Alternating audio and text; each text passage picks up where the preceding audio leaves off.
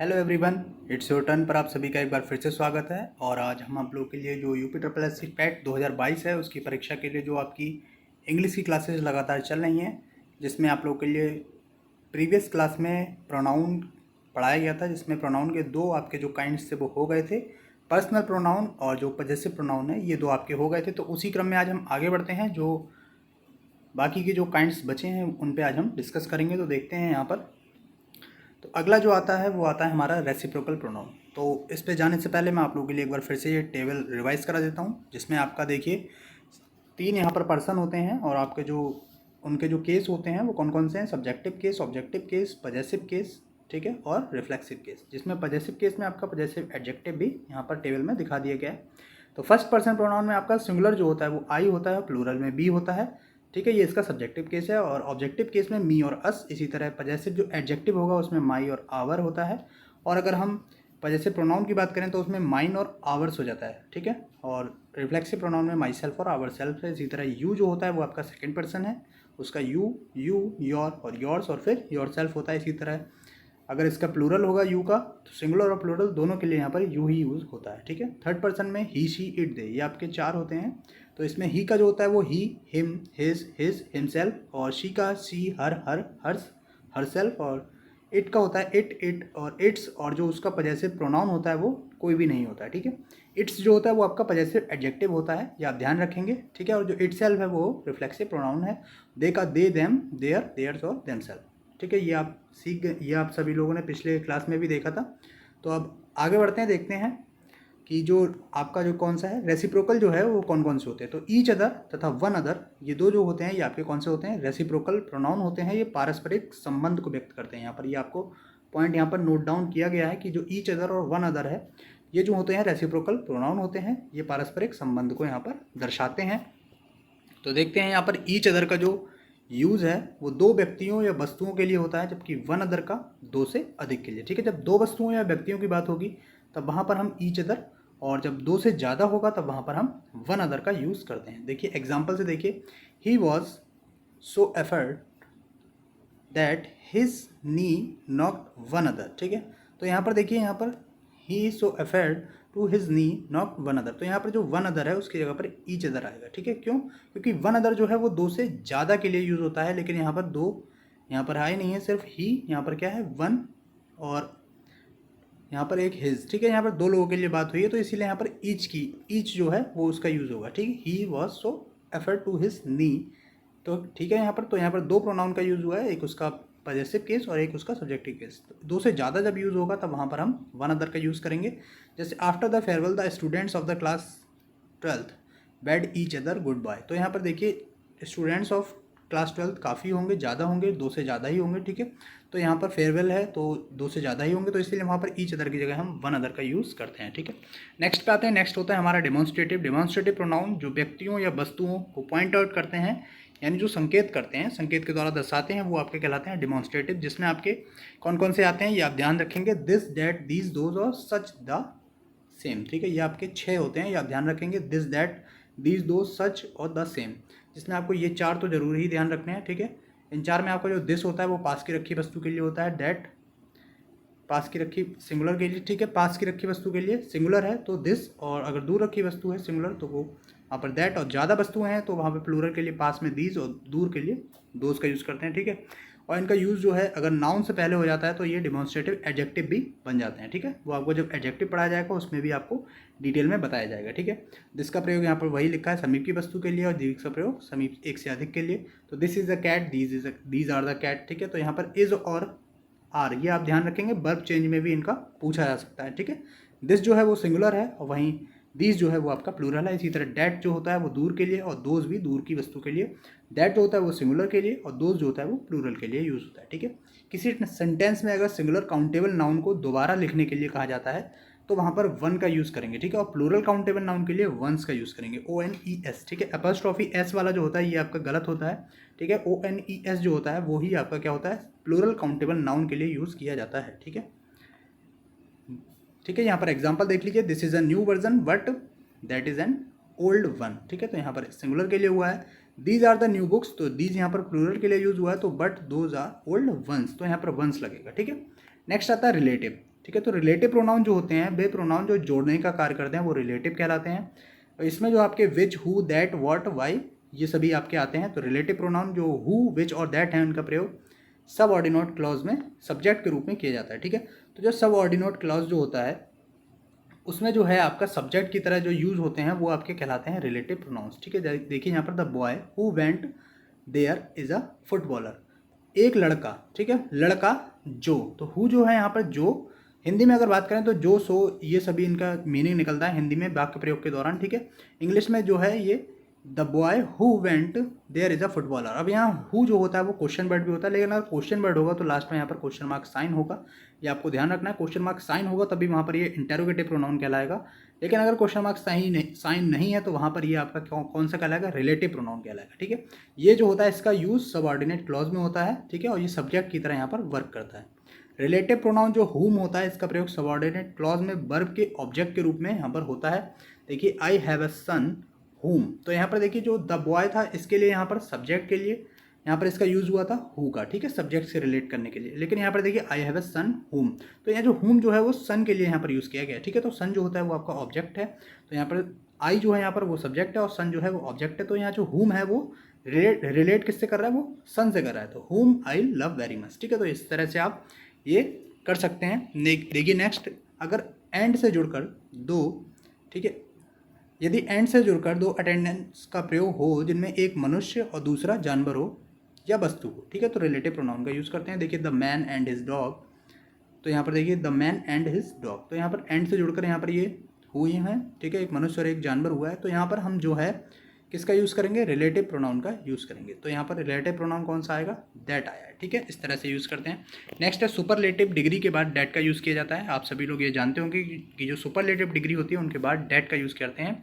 जैसे mister Mishra is the most laborious man that I have ever seen, तो यहाँ पर जो सुपरलेटिव डिग्री होती है, सुपरलेटिव डिग्री जिनके पहले मोस्ट लिखा हुआ होता है या EST लिखा होता है वो सभी आपकी सुपरलेटिव डिग्री कहलाती हैं। तो उनके बाद हमेशा जो होता है वो दैट का यूज़ करते हैं, ठीक है। दैट यहाँ पर क्या है, रिलेटिव प्रोनाउन होता है। रिलेटिव जो यहाँ पर रिलेशन बताते हैं दो सेंटेंसेस के बीच में वो कहलाते हैं रिलेटिव, ठीक है। ऑल का प्रयोग व्यक्ति के लिए तब, ठीक है, हु के लिए, अगर ऑल में व्यक्ति के लिए अगर यहाँ पे यूज़ करा जाए तो हु लगाएंगे, ठीक है। ऑल का प्रयोग अगर वस्तु के लिए तो दैट, ठीक है, और अनकाउंटेबल नाउन के लिए तो दैट, ठीक है। ऑल के साथ यहाँ पर देखेंगे तो all who are interested to do this work, तो यहाँ पर वर्क जो है वो व्यक्ति ही करेंगे तो इसीलिए यहाँ पर हु का यूज़ किया गया, ठीक है। All that glitters is not gold, ठीक है, तो यहाँ पर वस्तु के लिए जब यूज़ करेंगे तो वहाँ पर दैट लगाएंगे। और अगर अनकाउंटेबल नाउन जैसे all the money that I gave her has been spend, तो यहाँ पर जब अनकाउंटेबल नाउन होगा तब भी वहाँ पर हम दैट का यूज़ करेंगे, ठीक है। तो ये ऑल के साथ इनका रूल हो जाता है। नेक्स्ट आता है यहाँ पर everything, nothing, the only, any, all, everyone, none, no, nobody, much, little, the same, the few, the little, इनके बाद डैट का यूज़ करते हैं। ये सभी आप लोगों के लिए ये रूल ध्यान रखना है। इन जितने भी ये यहाँ पर ये वर्ड्स दिए हैं इन सभी के साथ जो है रिलेटिव प्रोनाउन दैट का यूज़ होता है। जैसे my father has given me the everything that I needed, ठीक है, तो यहाँ पर देखिए एवरीथिंग के बाद यहाँ पर दैट का यूज़ हुआ है, ठीक है। This is the only pen that I bought yesterday, तो यहाँ पर द ओनली के साथ यहाँ पर दैट का यूज़ किया गया है। इसी तरह my wife has spelled the little के साथ भी यहाँ पर दैट जो है वो रिलेटिव प्रोनाउन की तरह यहाँ पर यूज़ किया जाता है। वर्ब के स्पष्ट रहने पर द सेम प्लस नाउन के बाद दैट का यूज़ करते हैं।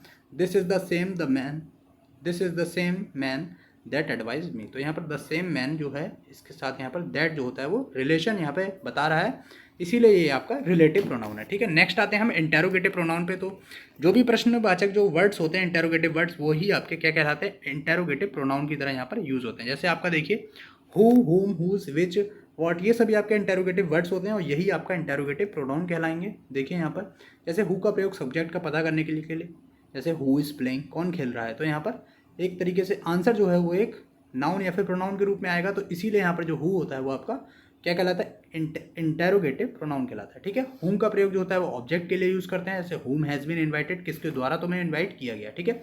हुज का प्रयोग मालिक का पता करने के लिए यहाँ पर किया जाता है, हुज बुक, यह बुक किसकी है, ठीक है। सेकंड देखिए प्रेपोजिशन प्लस हुम का प्रयोग होता है लेकिन प्रेपोजिशन प्लस हु का प्रयोग नहीं होता है। जब कोई भी प्रेपोजिशन अगर दिया तो उसके बाद हमेशा हुम लगेगा ना कि हु। जैसे बाय हुम, जब हम एक्टिव पैसिव पढ़ते हैं तो वहाँ पर हम बाय होम का यूज़ करते हैं, ठीक है। जब पैसिव वॉइस बनाते हैं तो वहाँ पर जो बाय होता है वो प्रेपोजिशन होता है। प्रेपोजिशन के बाद कभी भी यहाँ पर हु का यूज़ नहीं होता है, ये आप ध्यान रखेंगे। हु का यूज़ नहीं होगा, हमेशा और हमेशा बाय के बाद होम लगेगा, ये आप ध्यान रखेंगे, ठीक है। नेक्स्ट देखिए, लेकिन प्रेपोजिशन का प्रयोग वाक्य के अंत में करने पर, अगर वाक्य के अंत में हो रहा है, अगर स्टार्टिंग में हो रहा है तो हम बाय या फिर कोई भी अन्य भी प्रेपोजिशन लगाकर यहाँ पर हुम लगाएंगे। लेकिन अगर प्रेपोजिशन का प्रयोग अंत में है तो उस केस में यहाँ पर हु का प्रयोग शुरुआत में हो जाता है, ठीक है। जैसे who was the Ramayana written by, ठीक है। तो यहाँ पर बाय जो है वो बाद में आ गया, लेकिन हु का प्रयोग यहाँ पर पहले हो गया है। इस तरह से आप भी बना सकते हैं। रूल नंबर 3 कह रहा है, जब 2 या 2 से अधिक में से एक का चुनाव करना हो तो विच का यूज़ करते हैं, ठीक है। तो who is your brother in the crowd, तो जब क्राउड है, क्राउड यहाँ पर 2 से ज़्यादा हो गया है, ठीक है। तो यहाँ पर वहाँ पर हम हु की जगह विच का यूज़ करेंगे, तो विच इज़ योर ब्रदर, ठीक है। इसी तरह who of the servants do you want, तो यहाँ पर सर्वेंट्स जो हैं वो ज़्यादा हो गए हैं, प्लूरल में हो गए हैं, तो वहाँ पर हम विच का यूज़ करेंगे, ठीक है, which of the servants. Next है, क्वेश्चंस में WH फैमिली के बाद टेंस का इंटेरोगेटिव फॉर्म लगाएं, यानी कि सब्जेक्ट के बाद वर्ब, हेल्पिंग वर्ब। लेकिन अगर WH फैमिली यानी कि WH वर्ड्स जो होते हैं 2 वाक्यों को जोड़ रहा है यानी रिलेट कर रहा है, तो वो आपका रिलेटिव प्रोनाउन कहलाएगा, अभी ऊपर आपको बताया था, ठीक है। और रिलेटिव प्रोनाउन के बाद टेंस का असर्टिव फॉर्म लगता है, ठीक है, ये भी आप ध्यान रखेंगे। और असर्टिव फॉर्म में क्या होता है, आप लोगों को सेंटेंस वाले पार्ट में बताया गया था, सबसे पहले सब्जेक्ट, फिर हेल्पिंग वर्ब, फिर मेन वर्ब, फिर लास्ट में आपको ऑब्जेक्ट और फिर प्रेडिकेट फॉर्म जो चलती है आपकी, एडजेक्टिव फ्रेज वगैरह, वो सभी आपको बता दिए गए थे सेंटेंस के पार्ट में। तो जिस किसी ने वो प्रीवियस वीडियोस नहीं देखी हैं तो वो आप प्लेलिस्ट में जाकर वहाँ पर देख सकते हैं, जिससे आपको और भी क्लियर हो जाएगा, ठीक है। नेक्स्ट आता है इंडेफिनिट प्रोनाउन पे। तो यदि वन का प्रयोग सेंटेंस के सब्जेक्ट के रूप में हो तो इसके लिए नॉमिनेटिव केस वन तथा ऑब्जेक्टिव केस जो होता है वो आपका क्या कहलाता है, वन सेल्फ। ये आप ध्यान रखेंगे, बहुत ही इंपॉर्टेंट है। इंडेफिनिट में आपका वन जो होता है वो नॉमिनेटिव केस में वन रहता है और ऑब्जेक्टिव केस में वन सेल्फ हो जाता है, ठीक है। One should do once duty one self, ठीक है। तो one should keep once promise, तो यहाँ पर जो ऑब्जेक्टिव केस रहेगा वो क्या रहेगा आपका, वंस सेल्फ, ठीक है। और जो वंस है वो भी आपका ऑब्जेक्टिव केस में ही गिना जाएगा, ठीक है। और जो नॉमिनेटिव केस है उसमें वन का वन ही रहता है। ये आपका सिर्फ एक ही होता है इंडेफिनिट प्रोनाउन, ये भी आप ध्यान रखेंगे, ठीक है। नेक्स्ट यहाँ पर इंपॉर्टेंट जो है सबसे ज़्यादा वो है आपका use of reflexive pronoun. Reflexive pronoun का यूज़ कहाँ कहाँ कैसे कैसे करेंगे, ये आपका बहुत इंपॉर्टेंट हो जाता है। पजेसिव प्रोनाउन और रिफ्लेक्सिव प्रोनाउन, साथ ही साथ आपका जो पर्सनल प्रोनाउन है, सबसे ज़्यादा यही पूछे जाते हैं ये तीनों, ठीक है। पजेसिव प्रोनाउन, रिफ्लेक्सिव प्रोनाउन और आपका पर्सनल प्रोनाउन, जिसमें पर्सनल और पजेसिव आपको पिछली वीडियो में बता दिया गया था। तो रिफ्लेक्सिव प्रोनाउन पे हम चर्चा करते हैं, जब वाक्य में यहाँ पर स्वयं या खुद ही खुद को, अपने आप, ऐसे शब्दों का जब यूज़ हो रहा होता है तो वहाँ पर रिफ्लेक्सिव प्रोनाउन होता है, ठीक है। यहाँ पर आप चार्ट में देख पा रहे होंगे रिफ्लेक्सिव प्रोनाउन यहाँ पर ये दिए गए हैं सारे, ठीक है, हर एक पर्सन के। तो देखिए आई का क्या होता है रिफ्लेक्सिव प्रोनाउन, माई सेल्फ, ठीक है। और जो वी होता है, वी का क्या होता है, आवर सेल्फ। यू का होता है योर सेल्फ। इट का होता है इट सेल्फ और ही का हिम सेल्फ। इसी तरह शी का हर सेल्फ और दे का देम सेल्फ्स होता है, ठीक है। उसमें SELVES रहता है, ठीक है, किस किस में, आवर सेल्फ में और देम सेल्फ में। ये आप ध्यान रखेंगे, ठीक है, क्योंकि ये दोनों प्लूरल होते हैं। हालांकि प्लूरल आपका यू भी होता है, लेकिन यू के साथ यहाँ पर SELF रहेगा, ठीक है, सेल्फ रहेगा, और इन दोनों में सेल्फ रहता है, ठीक है, ये आपको ध्यान रखना है।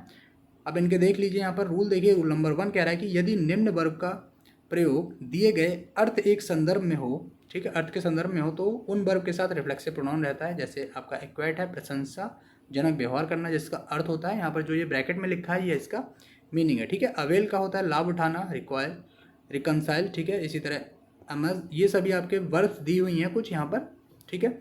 इनका जब भी यूज़ होगा तो वहाँ पर जो प्रोनाउन यूज़ होगा वो कौन सा प्रोनाउन यूज़ होगा, वो वहाँ पर यूज़ होगा आपका रिफ्लेक्सिव प्रोनाउन, ये आप ध्यान रखेंगे, ठीक है।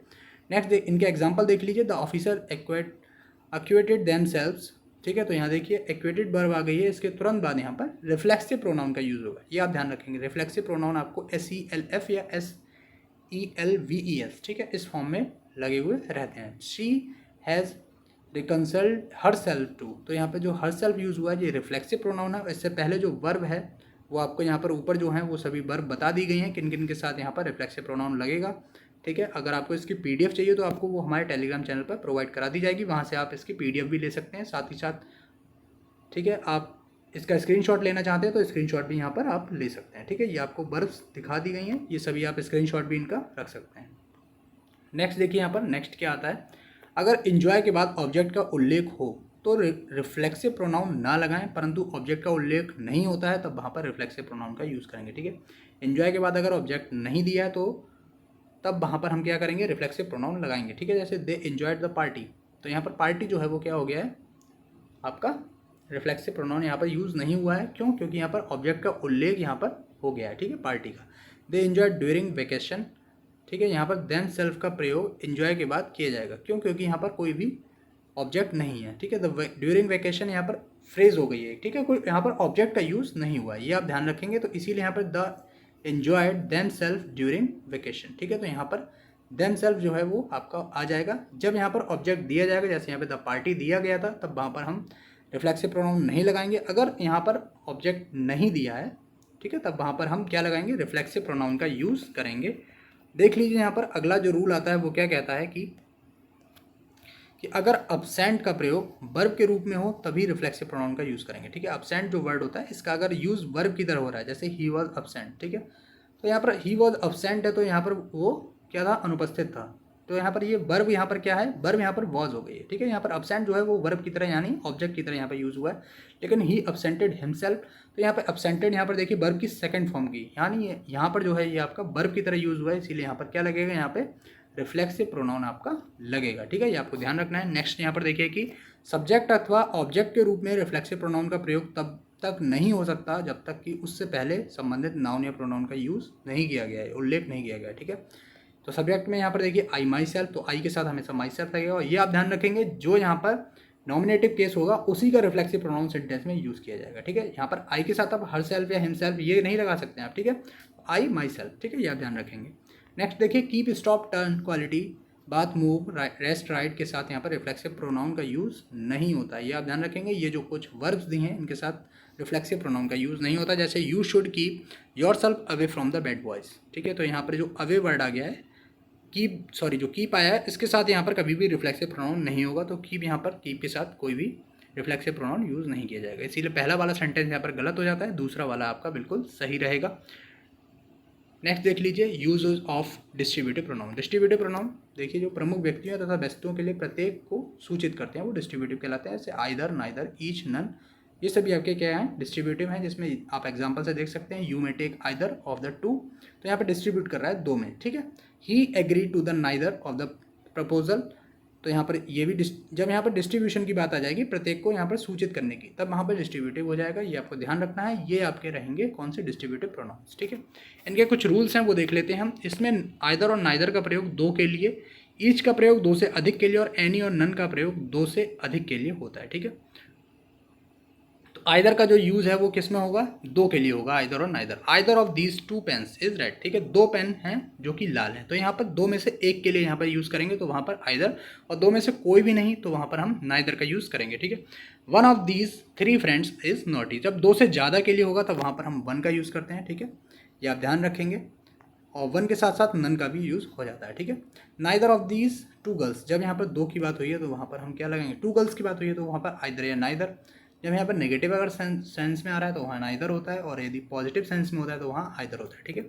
नन ऑफ दीज फोर, तो यहाँ पर देखिए फोर सन्स होगा तो यहाँ पर नाइदर नहीं लगेगा, ठीक है। तो यहाँ पर जो है वो आपका नेगेटिव सेंस में यहाँ पर दो से ज़्यादा के लिए नन का यूज़ करते हैं, ठीक है। नेक्स्ट देख लीजिए यहाँ पर everyone, anyone, everybody, anybody, each आदि शब्दों को सूचित करने के लिए प्रसंग के अनुसार ही या सी का प्रयोग किया जाता है। देखिए किस तरह से, he wants to give everyone to the boys, यहाँ पर देखिए everyone to the boys prize for his work, तो यहाँ पर जो एवरीवन और जो एनीवन ये सभी जो होते हैं वो सेंटेंस के अकॉर्डिंग यहाँ पर चेंज होते रहते हैं। जैसे एनीवन ऑफ माई डॉटर, मेरी डॉटर में से कोई भी, ठीक है। Can do it if she like, इस तरह से यहाँ पर इनका यूज़ होगा। परंतु जब वाक्य में यह पता ना चले कि अभिप्राय पुरुष या स्त्री के लिए है तब वहाँ पर जो है मैस्कुलिन जेंडर का प्रोनाउन यूज़ करते हैं। जब यहाँ पर देखिए यहाँ पर बॉयज़ का पता चल रहा है, यहाँ किसका, डॉटर यानी कि फेमिनाइन जेंडर का पता चल रहा है। लेकिन अगर पुरुष और स्त्री का नहीं पता चल रहा है तो वहाँ मैस्कुलिन जेंडर का प्रोनाउन लगाएंगे। जैसे everyone wants to his work, तो anyone can reach if he likes, तो यहाँ पर प्रोनाउन ही और हिज का यूज़ किया गया है, ठीक है। इस तरह से आप ये ध्यान रखेंगे, सही है। इसी के साथ ये आपका जो प्रोनाउन की क्लास है वो कंप्लीट हो जाती है, ठीक है। नाउन की क्लास आपको इससे पहले हो गई है, साथ ही साथ आपको आर्टिकल और सेंटेंसेस भी पढ़ा दिए गए हैं। तो जिस किसी ने वो वीडियोस नहीं देखी हैं तो चैनल की प्लेलिस्ट में आपको मिल जाएंगी, साथ ही साथ उनका डिस्क्रिप्शन में लिंक भी है। और यदि आपको इसकी PDF चाहिए तो आप हमारे टेलीग्राम चैनल से जुड़ सकते हैं, जिसका लिंक आपको डिस्क्रिप्शन में दिया गया है। अंत तक वीडियो में बने रहने के लिए बहुत बहुत धन्यवाद। वीडियो अच्छी लगी हो तो वीडियो को लाइक करें, चैनल को सब्सक्राइब करें। Thank you so much.